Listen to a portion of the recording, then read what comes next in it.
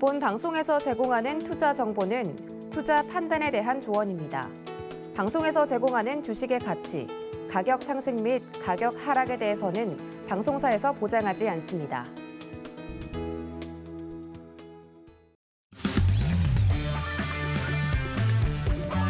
안녕하세요. 해외 시장 소식을 가장 빠르게 만나보는 시간, 해외 선물 신세계 리턴즈의 손자입니다. 간밤새 뉴욕 증시는 주춤했습니다. 다우지수와 나스닥 지수는 약보합 마감했고 S&P 500 지수는 보합권에서 거래를 마쳤는데요. 시장은 경제지표 발표와 국채금리 움직임에 주목하면서 조심스러운 움직임을 보였습니다. 테슬라가 일론 머스크의 지분 매각 여파의 하락세를 이으면서 천슬라 밑선으로 떨어지기도 했는데요. 반면에 상장 이후 연일 급등 중인 전기차 회사 리비아는 이날도 14%가량 올랐습니다. 미 10년 만기 국채금리가 강세를 이으면서 1.6%대를 돌파했는데요. 달러 인덱스 역시 95.5선으로 오르면서 상승폭을 키웠습니다. 골드는 오름세를 멈추고 하락 전환하면서 1,866달러 선에 거래를 마쳤는데요. 국제 유가는 상승했습니다. WTI가 소폭 오르면서 배럴당 80달러 선 부근에서 거래됐는데요. 반면 프랑스 파리 증시와 독일 프랑크푸르트 증시는 크리스틴 라가르드 ECB 총재의 비둘기파적인 발언에 역대 최고치를 다시 썼습니다. 네, 그리고 신세계 리턴즈 두 분의 마스터님께서 여러분들께 주말에도 무료 강연을 준비해주고 계십니다.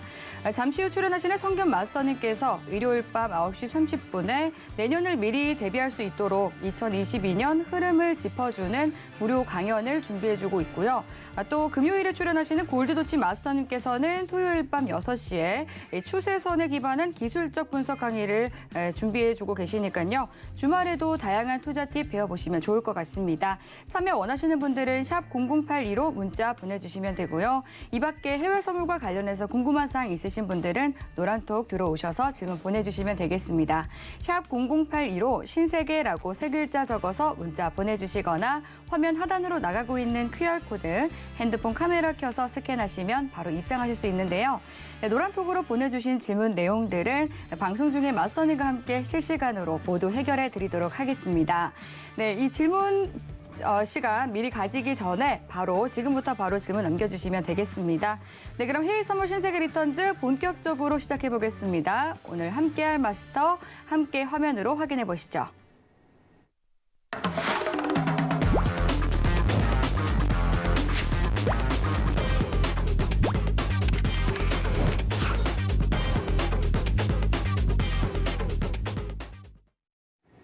네, 화요일도 성견 선생 마스터님과 함께합니다. 반갑습니다. 네, 안녕하세요. 네, 반갑습니다. 인사 한 말씀 해주시죠. 네, 시청자 여러분, 반갑습니다. 화요일 밤에 인사드립니다. 성견 선생님 마스터고요.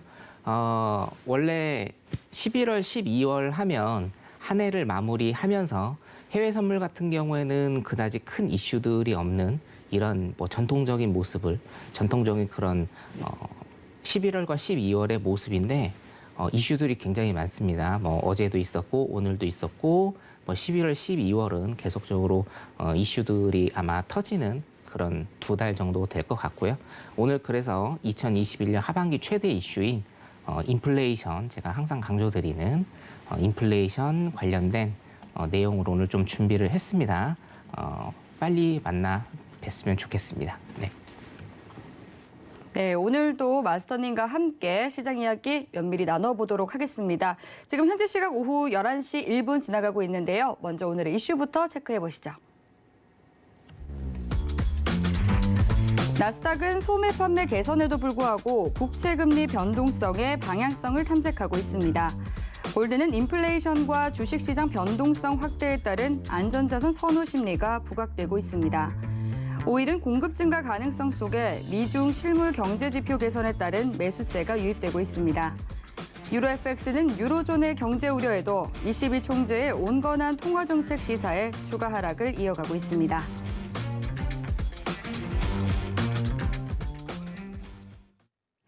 나스닥부터 유로 FX까지 오늘의 주요 이슈들 체크해 봤습니다. 그럼 이번에는 나스닥과 관련한 외신 기사 확인해 보도록 하겠습니다. 네, 오늘 가져온 외신 기사 제목은요. Entirely possible that we'll see low interest rates forever, asset manager says라는 제목인데요. 저금리가 영원히 지속될 수 있다라고 하는 의견이 나왔습니다. 네, 내용을 살펴보면 현지 시간 15일 CNBC가 보도한 바에 따르면 세계 중앙은행들이 통화정책 정상화를 서두르고 있음에도 불구하고 저금리가 영원히 유지될 수 있다는 의견이 나왔습니다. GAM 인베스트먼트의 줄리안 하워드는 지난주 CNBC와의 인터뷰에서 저금리가 영원히 지속될 수 있다는 것은 역사적인 사실과도 일맥상통한다라고 발언을 했는데요. 그는 1,030억 스위스 프랑의 자산을 운용하는 GAM 인베스트먼트의 이사입니다.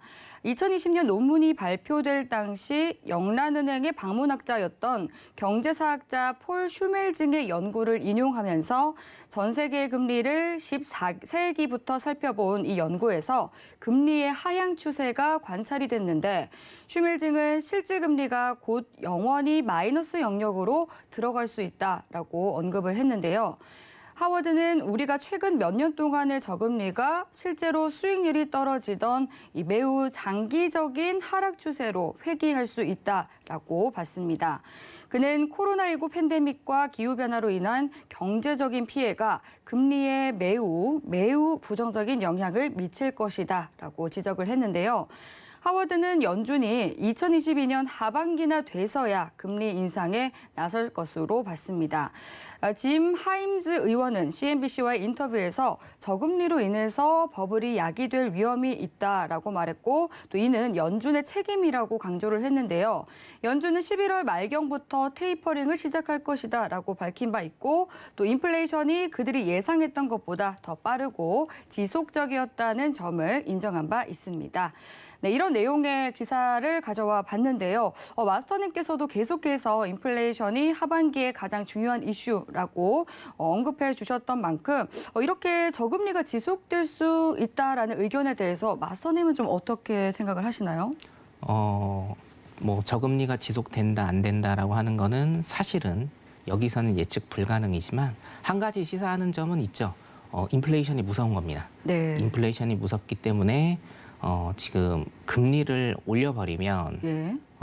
미국 시장도 일단은 불안해질 거고 미국 시장이 불안해지면 글로벌적으로 다시 금융시장이 굉장히 불안해지기 때문에 일단은 금리 인상도 어떻게 할 수 있다라는 얘기를 못 꺼낸 거죠. 그래서 파월 의장이. 그렇기 때문에 저금리 기조에 대한 이런 뉴스들이 계속 나오는 거라고 일단은 그렇게 파악이 되십니다. 아, 네, 그렇습니다. 그리고 또 이런 뭐 인플레이션이 말씀해 주신 것처럼 굉장히 또 중요한 이슈이기도 하고 또 상품별 뭐 이런 이슈를 살펴본 것처럼 상품별 이슈에 대해서도 한 번씩 짚어주시면 좀 좋을 것 같거든요. 네네. 인플레이션 설명드리면서 좀 짚어드리도록 하겠습니다. 네. 자, PPT를 잠깐 좀 보실게요. 네. 제가 오늘 인플레이션에 관해서 좀 짧고 굵게 설명을 좀 해드려야 될 것 같아서 네. 좀 가져왔고요. 제가 주말 특강하고 노란톡에는 계속적으로 한 달, 두 달 전부터 말씀을 드립니다. 올해 하반기 최고의 핫 이슈는 인플레이션이 될 것이다. 이것은 그 플로우가 그냥 그렇게 가는 것이다라고 제가 계속적으로 일단은 설명을 드리고 있고요. 우리 시청자분들께서도 인플레이션 아시는 분들도 있으시겠지만 모르시는 분들도 많으리라고 제가 예측이 되기 때문에 일단 간단하게 이해시켜 드리도록 하겠습니다. 그 인플레이션 들어가기 전에 제가 항상 강조드리는 게 있죠. 수요 공급 법칙은 여러분들이 수백 번, 수천 번을 들으셔도 항상 머릿속에 기억을 하셔야 되는 개념이고요. 간단합니다.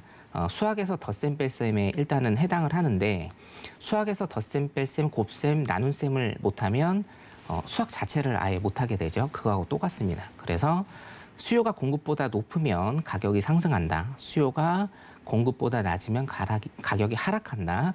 일단은 이 개념을 안고 가시면 되겠고요. 우리가 인플레이션은 여러분들 쉽게 일단 물가라고 생각을 하시면 되겠습니다. 어느 물건의 가격, 물건은 유형과 무형을 가리지 않는 물건의 가격을 인플레이션이라고 일단 그렇게 생각을 하시면 되겠습니다. 인플레이션 같은 경우에는 물가가 지속적으로 상승하는 현상을 우리가 인플레이션이라고 그렇게 정확하게 지칭을 하는데 제가 어저께도 말씀드렸다시피 정상적인 국가입니다. 정상적으로 흘러가는 국가는 이 경제는 항상 시간이 지날수록 우상향하게 돼 있습니다. 왜 우상향하게 돼 있냐면 산업이 발전을 하죠. 뭐 예전에는 뗏목하고 옛날 일입니다만 뗏목하고 뭐 마차 이런 걸로 운행을 했었고 뭐 가내 수공업이나 이런 걸로 산업이라고 할 수도 없었죠. 사실은 그런 조그마한 산업에서 지금은 뭡니까? 글로벌적으로 공장도 세우고 설비 자체도 굉장히 많이 세워지게 되고 뭐 요즘에 AI 로봇들도 일단 나오잖아요. 그래서 시간이 흐를수록 산업이 발전을 하고 의학의 발달로 인구도 늘어나게 되죠. 그렇기 때문에 산업의 발전과 인구의 증가로 무조건 정상적인 국가의 경제는 우상향으로 가게 돼 있습니다. 물론 그 우상향으로 가게 되면서 부침은 조금 있죠. 뭐 어떤 우리나라 같은 경우에도 뭐 IMF가 있었고요. 미국 같은 경우에도 모기지 사태라든가 리만 사태라든가 이런 부침이 있지만 큰 추세적으로 보면 정상적인 국가의 경제는 우상향한다라고 보시면 됩니다. 경제가 우상향하기 때문에 어떻게 됩니까? 가계, 기업, 정부, 세 경제 주체를 놓고 봤을 때는 돈이 돈다라는 표현을 하거든요. 가계, 기업, 정부로 돈이 돌면서 이거는 이제 화폐 금융에 관한 얘기인데요. 어저께 제가 스노우볼 효과를 말씀을 드렸습니다. 우리가 눈사람을 만들 때 처음 눈은 어떻게 됩니까? 우리가 눈을 주먹만한 크기로 일단 만들고 그거를 굴리면서 굉장히 큰 눈사람의 그런 공 모양이 되죠. 이게 스노우볼 효과인데요. 경제학에서 통화량을 설명할 때 이 스노우볼 효과를 굉장히 좀 많이 얘기를 합니다. 통화 같은 경우에도 우리가 이제 화폐죠. 화폐 같은 경우에도 산업이 발전을 하고 인구가 늘면서 통화를 계속 찍어냅니다. 화폐를 계속 찍어내고 통화량이 이 세 가지 경제 주체, 가계기업 정부를 돌면서 통화량이 증대되는 이런 현상이 벌어집니다. 자, 여러분 수요 공급 법칙에서 자, 공급이 많아지죠. 화폐, 통화량이 공급이 많아지게 되면 그 화폐의 가치는 어떻게 됩니까? 떨어지게 되죠. 그렇기 때문에 예전 뭐 30년대 30년 40년 전에 1960년대 70년대 1억이란 돈이 지금 2021년 1억의 기준에 보면 어떻게 됩니까? 화폐의 가치가 굉장히 많이 떨어졌다. 예전에는 1억이란 돈으로 아파트도 살 수 있었지만 지금은 서울에서는 쉬운 얘기로 택도 없다. 이렇게 되기 때문에 화폐의 가치가 떨어진다라고 일단은 그렇게 보시면 됩니다. 그래서 인플레이션이라는 거는 경제는 항상 우상향을 하게 됩니다. 그리고 플러스 화폐의 가치가 떨어지기 때문에 어떻게 됩니까? 물가는 오르게 된다. 인플레이션은 계속 발생을 하고 물가는 오른다라는 개념을 일단 잡고 계시면 됩니다. 오늘 제가 말씀드리고자 하는 첫 번째는 뭐냐면요. 따라서 정상적인 국가가 발전을 하면서 인플레이션 현상이 생기는 것은 지극히 정상적이고 당연한 것이다라는 것을 제가 일단은 말씀을 드리고자 하고요. 자, 근데 그러면 지금 인플레이션이 왜 문제가 되는지에 관해서 일단 좀 설명을 드릴게요. 자, 인플레이션의 종류에 대해서 일단 좀 아셔야 되는데 인플레이션은 두 가지 종류가 있습니다. 제가 몇 차례 말로써 설명을 드린 게 있는데 수요 견인 인플레이션, 수요가 끌고 가는 인플레이션이 있고요. 비용 견인 인플레이션이 있습니다. 비용이 끌고 가는 인플레이션이 있는데 수요 견인 인플레이션 같은 경우에는 이 제목에 보시다시피 수요가 끌고 갑니다. 사람들이 내 주머니에 있는 돈이 많아졌어요. 경기가 좋죠. 경기가 좋아서 사람들이 월급을 많이 받고요. 기업들도 생산 설비를 늘리면서 사람들을 더 많이 채용을 합니다. 경제 선순환이죠. 기업은 상품을 더 많이 팔게 되고 사람들은 월급이 더 많아져서 그 상품을 더 많이 사게 되고 기업은 돈을 더 많이 벌게 되면서 고용을 늘리고 월급을 더 많이 줍니다. 이게 경제 선순환이고요. 이 경제 선순환을 이끄는 인플레이션이 수요 견인 인플레이션이라고 보시면 됩니다. 자, 두 번째, 비용 견인 인플레이션. 사실은 이게 문제인데요. 비용 견인 인플레이션은 수요 견인 인플레이션은 일단은 통상적으로 좋은 인플레이션이다라고 보시면 되고 비용 견인 인플레이션은 나쁜 인플레이션이다라고 일단 보시면 됩니다. 비용 코스트가 많아지는 거거든요. 지금하고 똑같은 상황이라고 보시면 됩니다. 지금 유가가 치솟고 있죠. 원자재 가격도 지금 굉장히 급등을 하고 있습니다. 자, 여러분 공장을 돌리려면 뭐가 필요합니까? 기름이 필요하죠. 그리고 어떤 상품을 제조를 하려면 그 상품의 원자재가 필요합니다. 자, 이 기름값과 원자재의 비용이 전부 다 오르는 겁니다. 어떤 이유에서든지.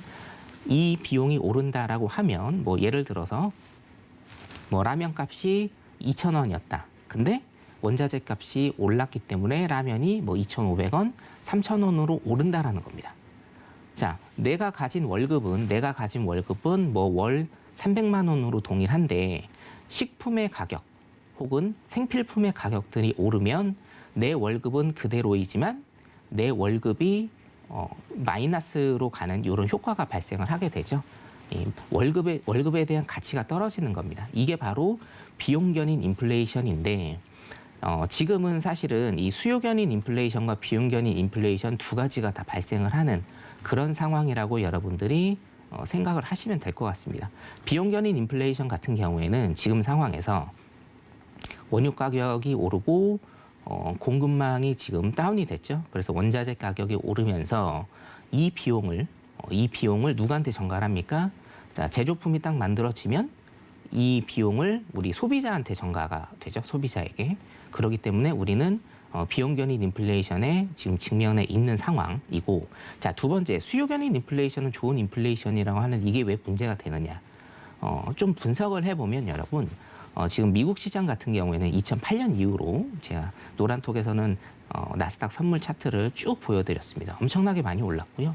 2008년 이후로 우리 미국에서 경기 부양을 위해서 돈을 막 뿌려댔습니다. 자, 제가 적절한 비율을 좀 하나 가지고 와 있는데요. 지금 상황은 어떤 상황이냐면 내가 지방에서 20평대 아파트를 살고 있었는데 서울 강남으로 올라와서 50평대 아파트를 살고 있는 겁니다. 자, 그러면 표면적으로 보면 저 사람 굉장히 돈을 많이 벌었나 보다. 저 사람 굉장히 잘 산다라고 이렇게 생각이 들지만 그 안으로 들어가 보면 나는 이 아파트를 대출로 거의 80% 90% 대출로 다 산 꼴입니다. 우리가 자산 같은 경우에 회계학적으로 자산은 자본 플러스 부채입니다. 자, 지금 서울 강남에 50평짜리에 살고 있는 내 자산은 굉장히 많이 늘었습니다. 왜 많이 늘었나요? 부채가 많이 늘었기 때문이죠. 자, 지금 미국의 상황 그리고 우리나라의 상황, 우리나라까지는 안 가도 일단 미국의 상황은 이런 상황이라고 좀 보시면 됩니다. 엄청난 유동성 공급을 지금 했기 때문에 빚으로 지어진 경제 성장이다라고 일단은 생각을 하시면 됩니다. 물론 여기에서 파생되는 문제점, 그럼 국가 부채가 문제냐라든가 이런 문제 같은 경우에는 제가 이제 주말 특강을 통해서 설명을 일단 드린 적이 있고요. 자, 인플레이션이라는 이 범위 안에서만 본다라고 하면 지금 수요 견인 인플레이션과 비용 견인 인플레이션 두 가지가 다 발생을 하는 이런 시점이다라고 일단 여러분들이 보시면 될 것 같습니다. 자, 그래서 스태그플레이션의 개념에 대해서만 좀 한번 짚어드리겠습니다. 인플레이션이 수요 견인 인플레이션과 비용 견인 인플레이션 두 가지다라는 거, 그리고 수요 견인 인플레이션은 통상적으로 좋다, 비용 견인 인플레이션은 나쁜 인플레이션이다라는 이런 생각을 가지시면 되고요. 스태그 인플레이션을 제가 하나 조금 더 설명을 해드릴게요. 스태그플레이션 같은 경우에는 비용 견인 인플레이션과 수요 견인 인플레이션은 어떻습니까? 일단은 경기는 괜찮은 겁니다. 경기는 괜찮으면서 물가가 지속적으로 오르는 상황을 말씀을 드리는 거고요. 스태그 인플레이션 같은 경우에는 경기가 안 좋습니다. 경기가 안 좋은데 물가가 계속적으로 상승하는 이런 현상을 말씀을 드릴 수가 있고요. 그래서 비용 견인 인플레이션하고 스태그플레이션을 같은 것으로 설명하는 그런 교수님들도 계시고, 스태그플레이션, 경기 침체 플러스 물가 상승이죠. 스태그플레이션으로 가는 그 길목에 비용 견인 인플레이션에서 스태그플레이션으로 가는 이런 플로우가 완성된다라고 이렇게 얘기하시는 분들도 계십니다. 그래서 지금 상황으로 말씀을 드리자면 고유가하고 원자재 가격, 특히나 이제 공급망 마비, 이런 것들이 지속이 된다라고 하면 사실상 비용 견인 인플레이션이 지금 나타나고 있었다. 예, 현재까지도 그리고 미래에도 이게 해결이 안 된다라고 하면 인플레이션은 지속적으로 발생을 할 거다라고 일단은 그렇게 생각을 해 주시면 될 것 같습니다. 그래서 사실은 모든 현상은 연결돼 있다라는 걸로 제가 조금 마무리를 가름을 하려고 하는데요. 그래서 제가 스페셜 주말 특강 5주 차를 계속 진행을 하면서 이제 인플레이션과 부채, 미국 부채, 한국 부채 그리고 한국의 가계 부채 그 버블, 자산에 대한 버블 이게 어떻게 꺼질 것인가? 우리나라의 자산에 대한 버블은 어떻게 형성이 돼 있으며 이게 어떤 위기점을 시사를 하는가, 어떤 시그널 시사를 하는가에 대해서 제가 계속적으로 말씀을 드렸고 5주 스페셜 강의는 주말 특강 여기서 끝나는 게 아니고요. 이번 주부터는 좀 더 이 면면에 대해서 디테일하게 제가 설명을 드릴 생각입니다. 어저께도 말씀드렸지만 이제는요 트렌드가 거시경제적인 흐름을 알지 않고서는 어떤 투자나 이런 거에 대해서 소기의 목적을 달성할 수 없는 그런 트렌드가 됐습니다. 그렇기 때문에 여러분들도 제 방송, 신세계 리턴즈 방송 시청 잘 해주시면서 거시경제에 대한 안목을 키우시길 바라겠습니다. 이상입니다. 네, 인플레이션에 대한 이 중요성을 강조해 주심과 함께 좀 인플레이션에 대한 이 설명을 좀 부과해 주셨는데요. 인플레이션이 좀 하반기에 가장 중요한 이슈라고 말씀해 주신 것처럼 노란톡 들어오셔서 또 보다 더 자세한 이야기 나눠보시고 또 강연까지 함께 챙겨보시면 더욱더 좋을 것 같습니다. 네, 노란톡은 샵 0082로 신세계라고 세 글자 적어서 문자 보내주시거나 또 하단으로 나가고 있는 QR코드 스캔하시면 바로 입장하실 수 있으니까요. 들어오셔서 또 함께하고 계시는 세 분의 마스터님과 함께 이야기 나눠보시기 바라겠습니다. 네, 그럼 이어서 노란톡으로 보내주신 시청자분들의 모든 궁금증을 해결해보는 무엇이든 물어보세요 시간으로 넘어가 보도록 하겠습니다. 먼저 참여 방법 화면 통해서 확인해 보시죠.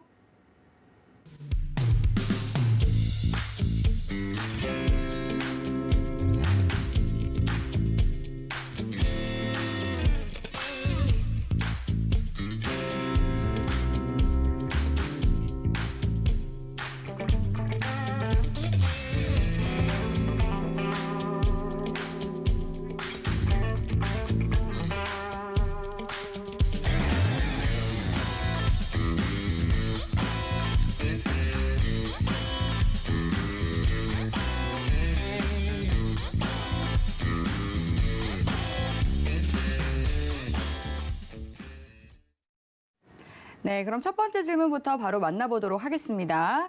박춘배님께서 보내주신 질문이고요. 부채 한도 협상은 끝난 건가요? 하고 질문 주셨네요. 네. 질문 굉장히 좀 잘 주신 것 같고요. 네. 제가 뭐 다음 주 정도에 한번 말씀을 드리려고 했는데 네. 아직 안 끝났고요. 이게 뭐 정치적인 이슈를 조금 말씀을 드리면 예. 바이든 대통령이 굉장히 요즘에 바쁘죠. 네, 오늘도 굉장히 바쁜 것 같습니다. 오늘도 한 3시간 정도 시진핑 주석이랑 얘기도 하고 네. 지금 사실은 또 해야 될 게 파월 의장 같은 경우에 지금 오늘 뉴스가 나왔습니다. 다음 주가 미국의 추수감사절입니다. 목요일, 금요일이 미국 추수감사절인데요.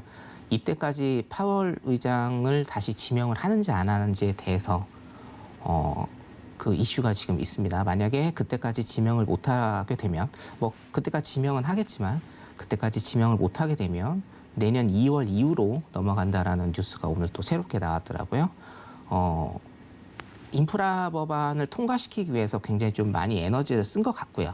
네. 또 오늘 미중 정상회담에 앞서서 인프라 법안 서명을 하고 난 뒤에 또 정상회담에 임했다고 하더라고요. 굉장히 우리 민주당 의원들을 민주당 의원들을 설득하기 위해서 굉장히 노력을 좀 많이 했죠. 그렇죠. 대통령께서 바이든 대통령이 그렇기 때문에 지금 이슈가 가라앉은 거는 맞는데 제가 이제 아까 PPT 자료에 보셨다시피 스페셜 5주 강의를 하면서 제가 이제 디폴트 2주차 디폴트에서 일단 설명을 드렸는데 부채 한도 협상은 12월 뭐 초에서 중순까지는 일단은 마무리를 지어야 될 것 같고요. 디폴트 얘기가 이제 또 나올 겁니다. 디폴트 얘기가 나올 건데 부채 한도 협상이 되느냐 안 되느냐가 사실은 중요한 거는 아니죠. 부채 한도 협상은 뭐 좋은 해피엔딩으로 일단 끝날 거라고 보고요. 디폴트 이슈가 조금 나오면서 12월 초 중순에 시장이 조금 한번 흔들리지 않을까라는 예상을 조금 해봅니다. 네, 12월 3일이 그 디데이지 않나요? 예, 맞습니다. 네. 디데이인데 좀 더 늘린다라는 뉴스가 방금 전에 나왔어요. 예. 그래서 12월 중순까지는 협상을 좀 이끌어 갈 거다라고 하더라고요. 네, 또 줄다리기가 시작되나 보네요. 네네. 제가 오프닝 때도 말씀을 드렸지만 네. 11월, 12월은 사실은 딜러들이나 아니면 매니저들이 전부 휴가를 가는 그런 그렇죠. 달인데 특히 미국이나 유럽은 그 헐리데이 시즌에는 거의 일을 하지 않고 네네. 굉장히 길게 여행이나 뭐 거래량도 뭐 휴가를 거의 가더라고요. 급감을 하고 네. 2주에서 4주는 일단 기본적으로 네. 휴가를 가는 시즌인데 그렇죠.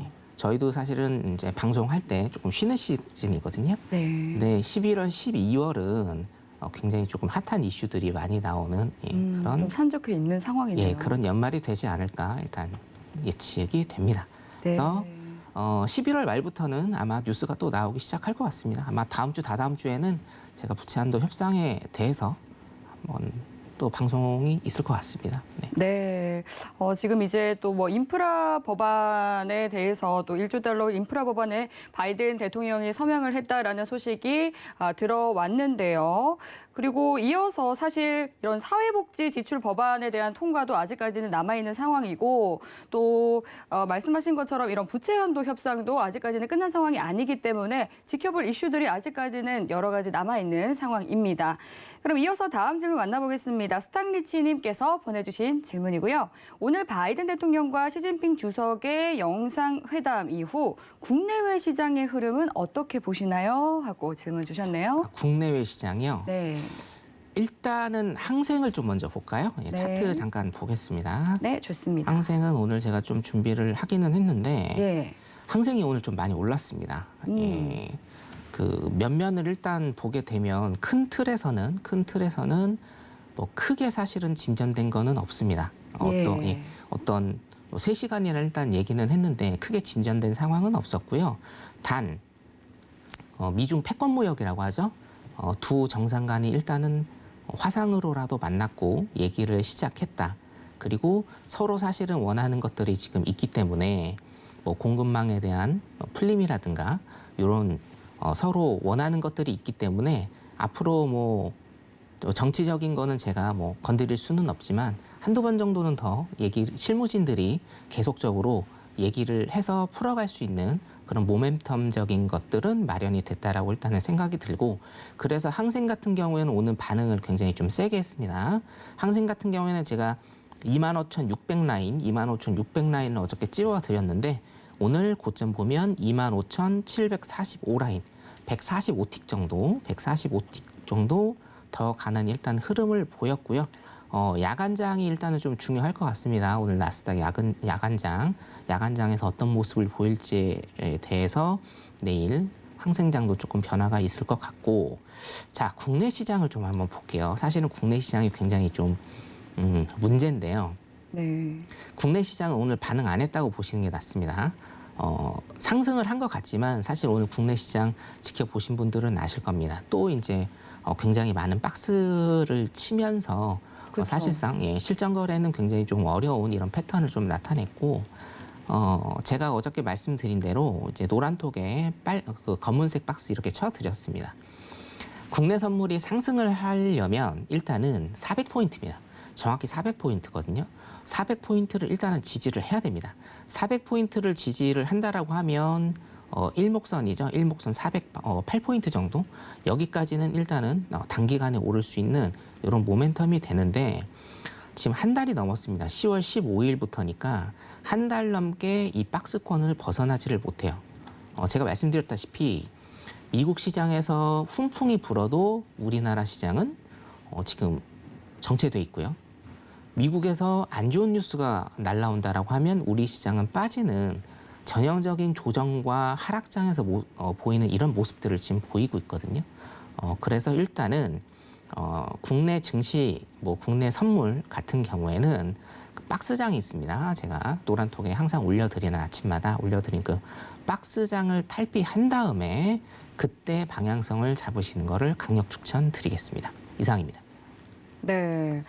사실 오늘 항생도 오르고 좀 보니까 위안화도 강세가 나오는 것 같더라고요. 근데 그런 걸 보면은 좀 중국에 유리한 내용이 담겼던 건가요? 중국에 유리한 내용이 담겼다라기보다는 네. 일단은 뭔가 물꼬가 트일 수 있는 그런 전환을 맞이했다. 이 정도로만 예. 아, 네. 왜냐하면 그 뉴스에는 지금 이제 중국 경제 지표가 괜찮았다라는 걸로 일단은 그걸로 지금 어떤 이유를 좀 삼고 있는데 제가 어저께 말씀드렸다시피 중국도 제조업 국가거든요. 제조업 국가, 수출 국가입니다. 근데 제조업 지수는 지금 나아진 게 하나도 없습니다. 오히려 소폭 하락을 했기 때문에 그걸로 보기에는 조금 미진하지 않을까. 단 중국이 지금 경제 지표나 이런 것들이 계속적으로 안 좋아져 있었는데 일단은 두 정상이 만나서 얘기를 한 것만으로도 긍정적으로 보는 그런 뉴스들이 굉장히 많습니다. 예, 그런 의미에서 좀 오르지 않았나. 그에 비한다라고 하면 지금 나스닥은 안 올랐거든요. 미국 시장은 안 올랐어요. 그러니까요. 예, 그렇기 때문에 사실 서로 넥타이 색깔만 배려했지 인정사정 없이 서로 할 말 웃으면서 다 했다 뭐 네네네. 이렇게 말하기는 하더라고요. 사실 뭐 대만 건드리지 말라라고 직접적으로 얘기를 했기 때문에 그렇죠. 하지만 말씀하신 것처럼 이제 서로 이런 물꼬를 텄다는 점에서 상승한 것 같습니다. 이어서 다음 질문으로 넘어가 보겠습니다. 가자님께서 보내주신 질문이고요. 5일 방향성 봐주실 수 있을까요? 하고 질문 보내주셨네요. 5일 잠깐 볼게요. 그러면 네. 5일 같은 경우에는 제가 오늘 아침에 노란톡에도 올려드렸는데 어저께도 말씀을 드렸죠. 75달러 중반까지 일단은 내려올 수 있다. 거기에 대해서는 변함이 없고요. 사실은 지금 보면은 박스장입니다. 박스장이기 때문에 제가 어떤 실전 매매를 권해드리는 입장은 아닙니다. 이 박스장을 탈피한 다음에 뭐 90달러, 100달러라든가 아니면은 말씀드린 뭐 75달러 아니면 뭐 72달러까지도 지금 단기적으로 볼 수 있는 그런 장이 나옵니다. 자, 일단 오늘 화요일이죠. 화요일입니다. 그래서 포지션을 지금 정하시는 거는 제가 별로 권해드리진 않아요. 물론 이평선의 모양이나 아니면 흐름이나 아니면 거래량을 본다라고 하면 매도 쪽으로 빠질 가능성은 많아 보여요. 지금 매도 쪽으로 빠질 가능성은 많아 보이고 제가 짚어드린다라고 하면 뭐 76달러, 76.29달러네요. 76.30달러. 이 금물대 상단입니다. 여기까지는 단기간에 갈 수 있다. 이 단기간은 뭐냐면 내일 재고지표가 있죠. 예, 수요일은 항상 재고지표가 있기 때문에 그 재고지표의 힘을 받아서 단기적으로 76달러 초반까지는 갈 수 있는 모습을 보입니다만 지금은 제가 그렇게 권해드리진 않고요. 저는 항상 이 박스장이나 횡보장일 때는 매매를 안 하는 거를 권해드립니다. 버티는 그런 성격이 아니기 때문에 제가 말씀드린 요 박스장입니다. 이 박스장을 탈피하고 어떤 눌림과 조정을 준다라고 하면 그때 하셔도 사실은 충분하다 이렇게 설명드릴 수 있겠습니다. 이상입니다. 네, 노란톡으로 보내주신 질문 내용들은 여기까지 만나보도록 하고요. 지금 현재 시각 오후 11시 30분 지나고 있습니다. 뉴욕 증시가 개장했는데요. 현재 개장 상황 살펴보고 오시죠.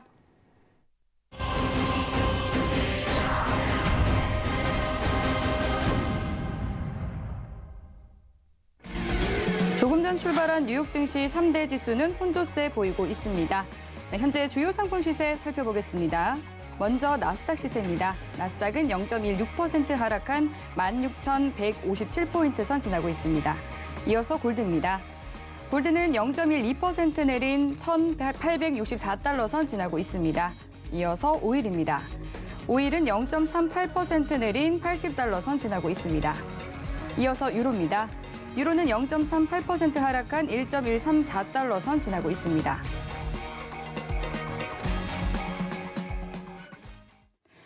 네, 그럼 이어서 각 상품별 대응 전략 마스터님께 팻말 통해서 확인해 보도록 하겠습니다. 네, 먼저 나스닥은 현재 구간에서 어떤 전략 가져가면 좋을지 팻말 통해 확인해 볼게요. 준비해 주시고요. 들어보겠습니다. 하나, 둘, 셋. 오늘은 매수 들어주시네요. 네, 오늘은 매수인데요. 네. 사실은 매도도 됩니다. 두 가지를 일단은 제가 다 짚어드릴게요. 네. 자, 차트 잠깐 보시면 예. 어저께 말씀드렸다시피 A 구간, B 구간을 제가 좀 나눠 드렸고요. C 구간을 조금 설명을 어저께 드렸죠. C 구간 어저께 설명드린 C 구간을 제가 조금 더 설명을 드리면 16,448포인트 고점을 찍고 나서 저점 잠깐 보겠습니다. 16,243포인트. 자, 243을 지지하는 어떤 박스장이 나올 거라고 일단 제가 말씀을 드렸고 그게 C포인트, C박스 지점이다. 박스 횡보를 타는 이런 C박스 지점이다. 라고 어저께 제가 설명을 드렸습니다. 자, 매수입니다. 큰 그림은 매수죠. 큰 그림은 매수인데 지금 고점에 대한 부담, 아무도 가보지 않은 길이기 때문에 고점에 대한 부담이 있습니다. 그래서 고점으로 쭉쭉쭉쭉 치고 가지 못하는 이런 상황이고 제가 이거를 저번 주에 고가놀이라는 그래프를 차트를 보여드린 적이 있어요. 자, 일단은 16,210포인트입니다. 16,210포인트를 지지한다라고 하면 매수 방향으로 전고 라인입니다. 16,210포인트를 지지한다라고 하면 전고 라인이죠. 16,400포인트 정도, 16,400포인트까지 보실 수 있는 그런 자리가 나옵니다.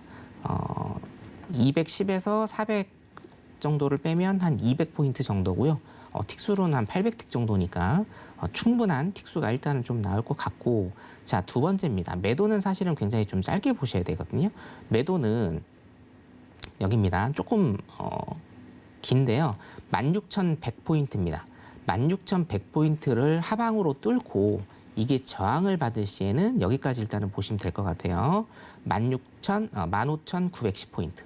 15,910포인트까지 최대 일단은 보시면 될 것 같습니다. 제가 매수를 든 이유는 뭐냐면 큰 추세가 매수이기 때문에 매수 쪽으로 가는 게 절대적으로 유리한데 지금 같은 경우에는 고점에 대한 부담이 굉장히 높죠. 여러분들이 차트를 보셔도 고점에 대한 부담이 신고가이기 때문에 여러분 신고가는 항상 부담스럽습니다. 신고가를 쭉쭉쭉쭉 끌고 가려면 어떤 모멘텀이 좀 나와야 되거든요.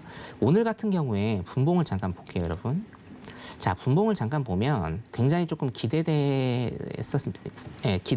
조금 했었는데 우리 지표 같은 경우에 근원 소매 판매였죠. 근원 소매 판매 지표가 조금 잘 나왔습니다. 시장 예상치를 일단 넘었기 때문에 쭉쭉 치고 가지 않을까 10시 반에 그렇게 봤는데 일단은 치고 가지는 않았습니다. 이때 치고 가지는 않았고요. 자, 중요한 건 뭐냐면 지금 일단 개장을 한 거죠. 23시 30분에 개장을 하고 나서 쭉쭉 치고 가는 요 3분봉 모습을 일단은 보실 겁니다.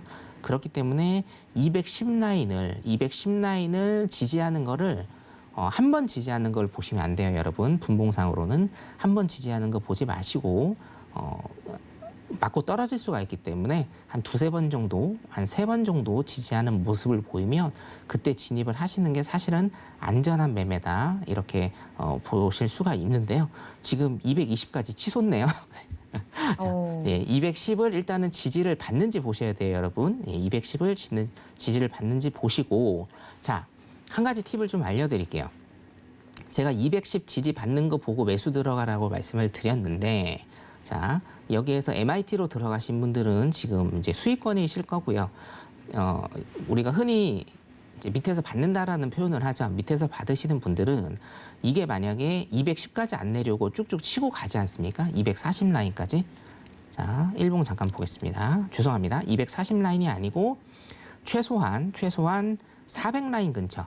400 라인 근처까지 이게 계속 치고 간다라고 하면 여러분은 그냥 이거를 포기하시는 겁니다. 예.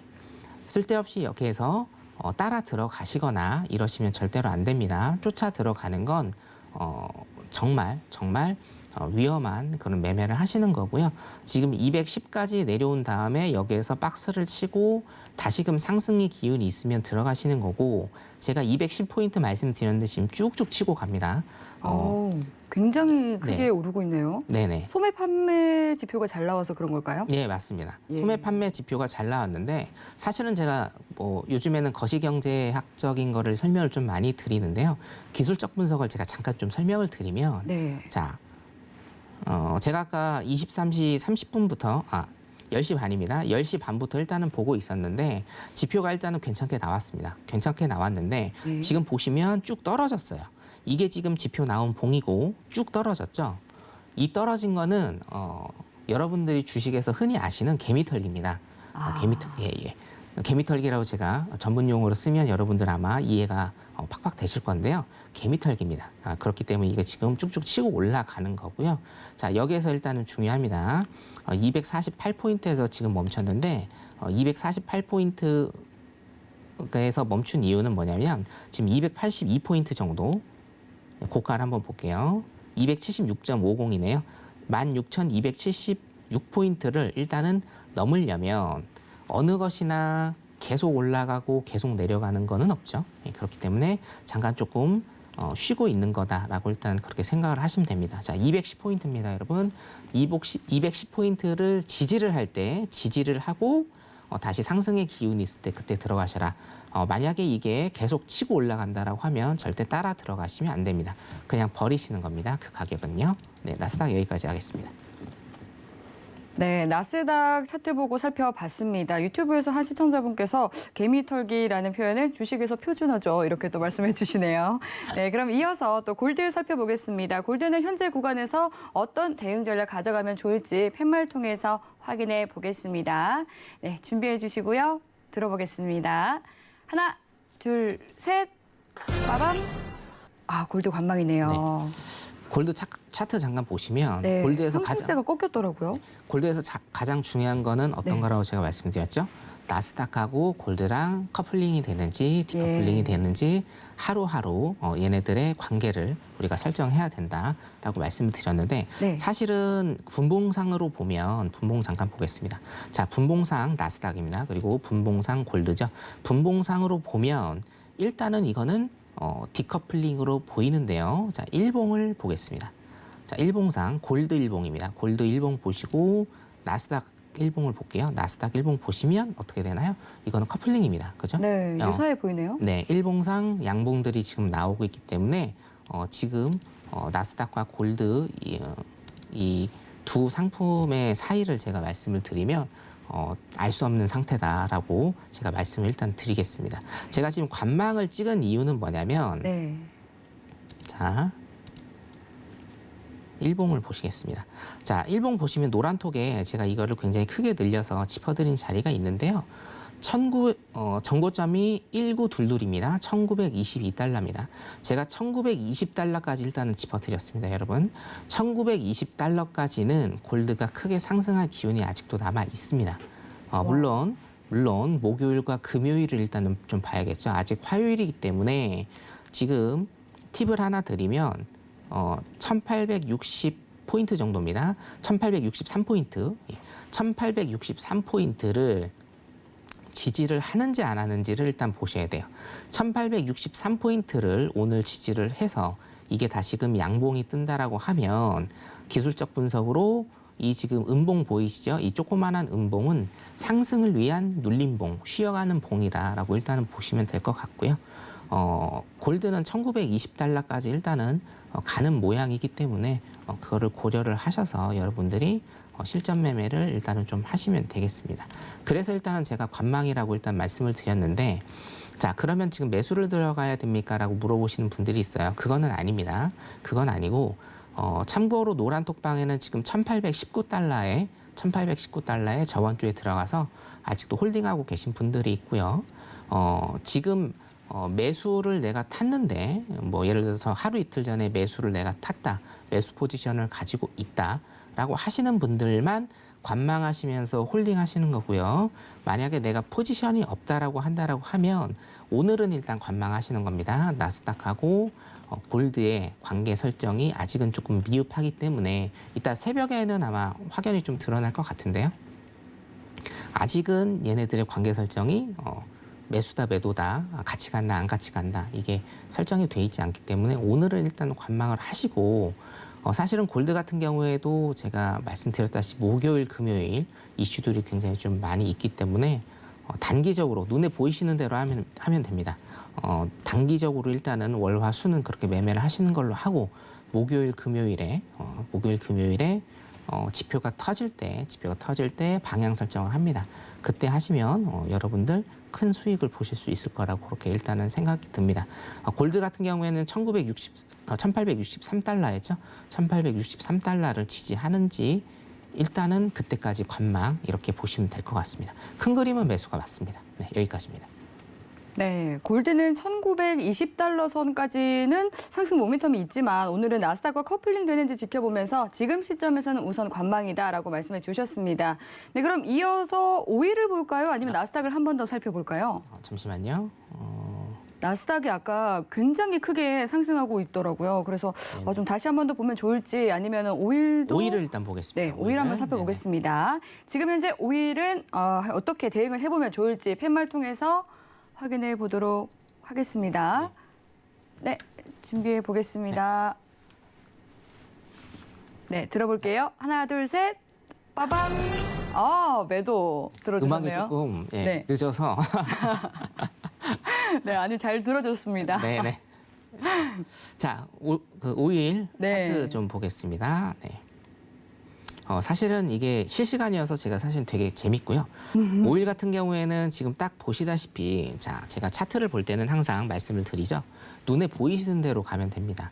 여러분들이 차트를 보는 눈과 제가 차트를 보는 눈은 그렇게 다르지 않습니다. 물론 이제 분석적인 면에서 들어간다라고 하면 조금의 차이가 나겠지만 일단은 추세대로 들어가는 연습을 하셔야 됩니다. 자, 5일 차트입니다. 5일 3분봉인데요. 여러분들이 단기 매매를 하신다라고 하면 여기에서 매수를 들어가시겠나요? 매도를 들어가시겠나요? 당연히 매도 포지션을 들어가시는 게 맞습니다. 어떤 지지 저항선을 보고 하시는 분들은 매수 포지션을 지금 보실 수도 있으나 저 같은 경우에는 추세대로 매매를 하는 스타일이기 때문에 지금 3분봉 보시면 그대로 그냥 매도 포지션을 보시면 될 것 같고요. 제가 아까 오일을 잠깐 설명드리면서 오일 같은 경우에는 수요일이 피크죠. 수요일이 피크이기 때문에 관망하실 분들은 관망하시고 매매하실 분들은 매도 쪽으로 짧게 보시고요. 장기 포지션 보시는 분들은 내일 새벽 지표 후에 장기 포지션 보시는 거를 추천을 드리겠습니다. 네, 5일 이상입니다. 네, 이렇게 개장 파동 살펴봤습니다. 네, 이번 주 주말에도 또 마스터님들과 함께 하실 수 있는 시간이 마련되어 있죠. 월요일과 화요일 함께 해주신 성견 마스터님께서는 일요일 밤 9시 30분에 내년의 흐름에 대해서 짚어주신다고 하고요. 또 금요일에 출연해주시는 골드도치 마스터님께서는 토요일 밤 6시에 추세선에 대한 기술적 분석 강의를 해주실 예정이니까요. 참여 원하시는 분들은 샵 0082로 문자 보내주시면 되겠습니다. 그리고 이 밖에 해외 선물과 관련해서 궁금한 사항 아직까지 남아있다 하시는 분들은요. 노란톡 통해서 문의해 주시면 되겠습니다. 샵 0082로 신세계라고 세 글자 적어서 문자 보내주시거나 또 하단으로 나가고 있는 QR코드 스캔해서 입장해 주시면 되겠습니다.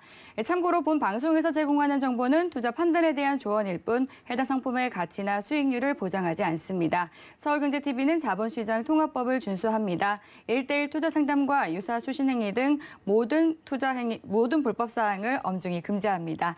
네, 오늘 저희가 준비한 내용은 여기까지입니다. 시청해주신 여러분 고맙습니다.